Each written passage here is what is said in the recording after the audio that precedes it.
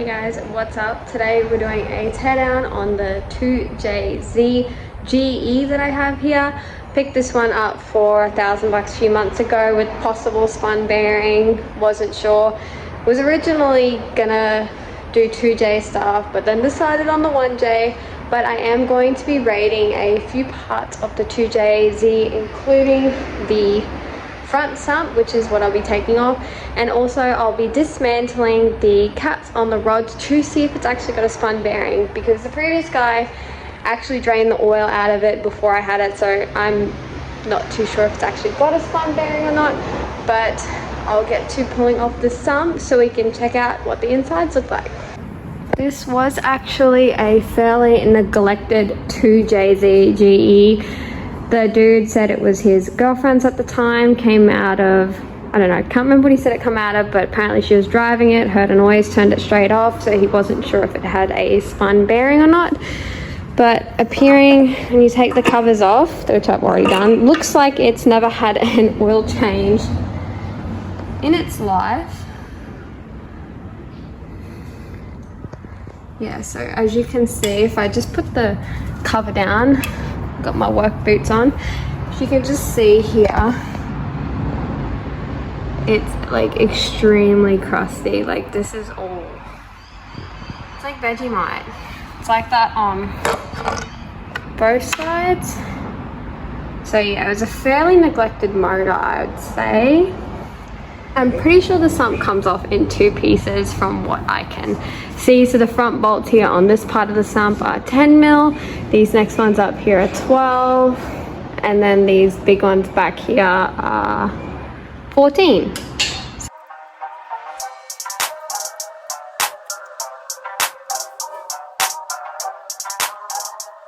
So I got a flat that I'm just going to use to lever it, and a rubber hammer. I was planning on just tapping it, but there's guide ones, so I don't think tapping it will do very much. So I'm just going to stick this really thin in here.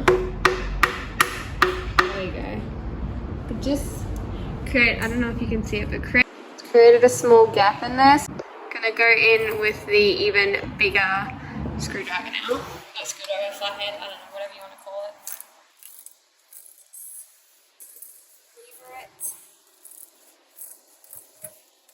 There is sealant on it, so it's, oh jeez, okay. There's your sump. Got the front sump off the 2J, and by the looks of it, the lady didn't turn it off quite as quick as she said she did. I'll show you what's inside the sump. Okay, so this is the sump, front sump, half of the sump, whatever. So I don't know if that's all old oil or bearing. It's really hard to see. Hold on. Oh, guys, look at the absolute Vegemite of this lady's sump. That's definitely, if it'll focus, there's so much bearing and oil and metal. I don't even know what that is. I'm glad I'm not using this engine anymore, because by the looks of it, it spun the bearing pretty badly. And also in the sump, there is this. Looks like what's left of a bearing. This is what the inside looks like. It's so chunked on that I can't even get it off my finger. You have to take the plate off first to access. Don't know if you can see them because they're so covered in sludge. There's some sump bolts inside under the plate where the pickup sits. But just while it's off, just wanted to show you, look down in there.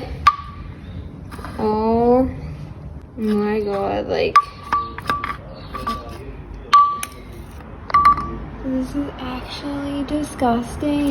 Disgusting! Oh my god.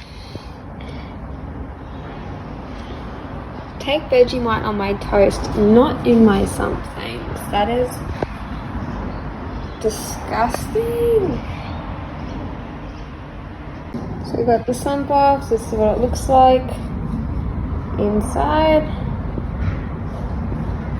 The front is obviously the worst. yeah, I'm gonna take the caps off and see which one of the bearings has spun. So the ones here are a 12 mil, and then I've got an extension on the breaker bar that I have as well. You can turn the motor over by putting a socket on the front just to make these come here so they're easier to get to, so I'm not trying to fight the edge of the block here and get in to undo that. So we wound it over to get the rod bolt at the top, and now I'm just going to go in and undo the first rod bolt. These are a bit tight, that's why I grabbed the breaker bar. Jeez.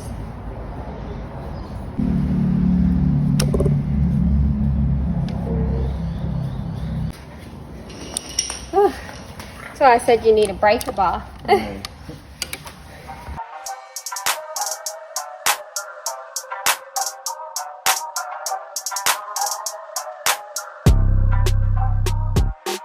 let's see.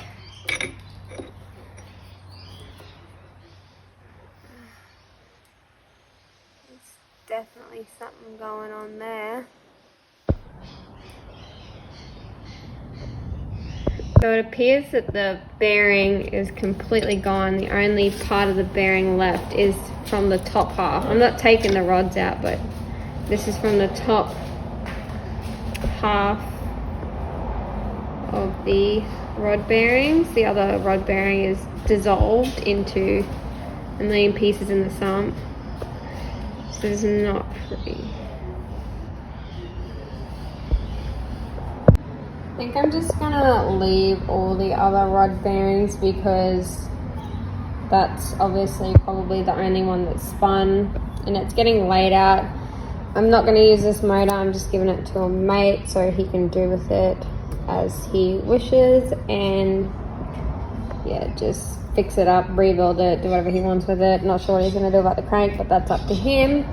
But I'm glad I got the front sump off the 2J because I believe they also fit 1J. So I'm going to get this off the stand, put this on the stand. I picked this J up off a mate's mate, and he had it disassembled just to check the bearings before he sold it to me as well. But I'm just gonna get it disassembled and checked anyways at ASG Motorsports, just to be better safe than sorry. And we might need to order bearings just if Aaron's not too happy with the clearances or anything like that, or we might need rings just so we can give the motor a bit of a freshen up before we go and try drifting it. So this is what the underneath looks like. I'm just trying to get a quick video for you guys. It's a lot, but it's really clean compared to the 2JZ, so hoping it'll go great. So this setup is currently got spool rods and CP pistons in it, as well as opposed to my CA that blew up that had spool rods and Ross pistons, where the piston failed in my CA. This is the piston that failed on my CA, so it was a Ross piston hole, just rod went straight through the piston. Looks like the little moon emoji. But yeah, not exactly sure what happened with this because there's no sign of detonations on any of the pistons or anything like that, assuming that it would be lean. Although the car's fuel line did fall off the last time I drove it. I'm not sure if that weakened the piston, but yeah, it had a good life. It lasted about a year and a half. Bought it brand new, but yeah. Gonna wrap the 1JZ up now and head inside. In the coming weeks, this will be sent off to get disassembled and checked by Aaron at ASG. We'll be doing more with the 1JZ and the 350Z in the coming weeks when we get more parts coming in. But thanks for watching. Leave a comment below.